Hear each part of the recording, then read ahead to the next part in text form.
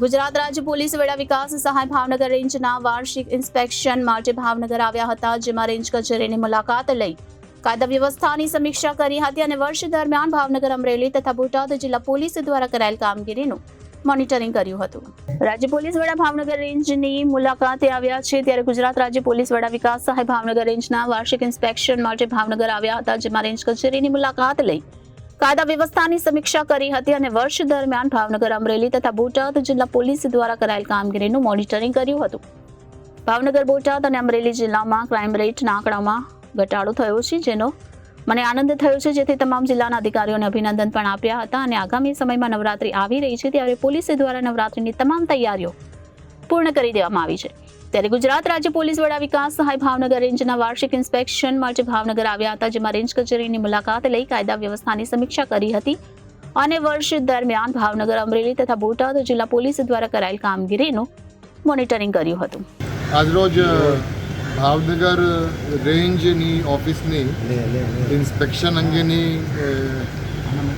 ચર્ચાઓ કરવામાં આવી અને વર્ષ દરમિયાન જે કંઈ કામગીરી ભાવનગર રેન્જની કચેરીમાં થઈ છે અને ભાવનગર રેન્જની જે 3 જિલ્લાઓ છે, જિલ્લો ભાવનગર, અમરેલી અને બોટાદ, એ 3 જિલ્લાઓની કાયદા અને વ્યવસ્થાની બાબત હોય કે ક્રાઇમ હોય કે સાયબર ક્રાઇમ હોય કે તમામ વસ્તુઓ અંગેની અલગ અલગ વિષયો પર ચર્ચા કરવામાં આવી અને મને જોઈને ખૂબ આનંદ થયું છે કે 3 જિલ્લાઓમાં જે કામગીરી અત્યારે સ્થાનિક પોલીસ કરવામાં આવી રહી છે, ખૂબ સારી કામગીરી કરવામાં આવી રહી છે અને ગુનાઓની આંકડાકીય માહિતી જોઈએ તો ગુનામાં ઘટાડો પણ થયા છે અને ગુનાની ઘટાડોના કારણો આપણે જોવા જઈએ તો અત્યારે પોલીસની જે કામગીરી છે અને પોલીસની જે કામગીરી જે કાર્યપદ્ધતિ છે, જે પ્રક્રિયા છે, તેમાં ખૂબ સુધારો આવ્યો છે અને જેના કારણે ખૂબ સફળતાપૂર્વક 3 જિલ્લાઓમાં કામગીરી થઈ રહી છે. એની સાથે સાથે કાયદા અને વ્યવસ્થાની બાબતમાં પણ ચર્ચાઓ કરવામાં આવી. તાજેતરમાં ગણેશ વિસર્જનમાં ખૂબ સારી કામગીરી તમામ જિલ્લાઓ તરફથી થઈ છે. એની સાથે સાથે ઈદે મિલાદ પણ થઈ હતી અને બંને પ્રસંગ ખૂબ સફળતાપૂર્વક સંપન્ન કરવા બદલ મેં તમામ અધિકારીઓને અભિનંદન પણ આપી છે અને ભવિષ્યમાં આપણી જે કામગીરી છે એ કામગીરીમાં કઈ રીતે વધુ સુધારો આવી શકે અને આપણે કઈ રીતે વધુ અસરકારક અને પરિણામલક્ષી કામગીરી કરી શકીએ તે બાબતે પણ ચર્ચા કરવામાં આવી. સર, જે પ્રમાણે ગુજરાતની અંદર ડ્રગ્સ ઉછાળવામાં આવી રહ્યું છે અને કેસો પણ સામે આવી રહ્યા છે, એની માટે પોલીસ કેવા પ્રકારના એક્શનો લઈ રહી છે અથવા તો કામ કરી રહી છે? ડ્રગ્સની બાબતમાં આપણે અલગ અલગ અલગ વિષયો પર કામગીરી કરીએ છીએ. એક તો એન્ફોર્સમેન્ટની બાબત છે.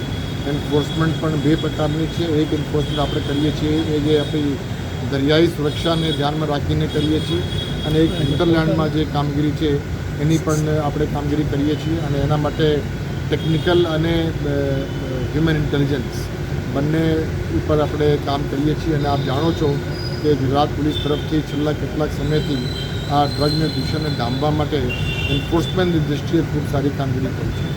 એન્ફોર્સમેન્ટની સાથે સાથે આપણી એક જવાબદારી અવેરનેસની પણ છે કે ડ્રગ્સ બાબતની જે અવેરનેસ છે તે અંગે પણ ખૂબ સારી કામગીરી ભાવનગર રેન્જમાં પણ થઈ રહ્યું છે અને સમગ્ર ગુજરાત રાજ્યમાં પણ ડ્રગ્સ અંગેની અવેરનેસ બાબતમાં પણ પ્રોગ્રામ્સ થઈ રહ્યા છે. અંતિમ સવાલ, નવરાત્રિનું પર્વ આવી રહ્યું છે, પોલીસ દ્વારા કેવા પ્રકારનું? ગુજરાત પોલીસના વડા તરીકે હું આ પ્રેસ કોન્ફરન્સના માધ્યમથી દરેકને ખૂબ ભારપૂર્વક જણાવવા માગું છું કે ગુજરાત પોલીસ નવરાત્રિની જે તહેવાર છે એના માટે સંપૂર્ણપણે તૈયાર છે. તમામ જરૂરી તૈયારીઓ કરવામાં આવી રહી છે. ખૂબ હર્ષ, ઉલ્લાસ, ઉમંગ અને સાથે તમામ લોકો નવરાત્રિ પર્વ મનાય એવી મારી શુભકામના. Reporter Firoz Malik, Janadesh news, Bhavnagar.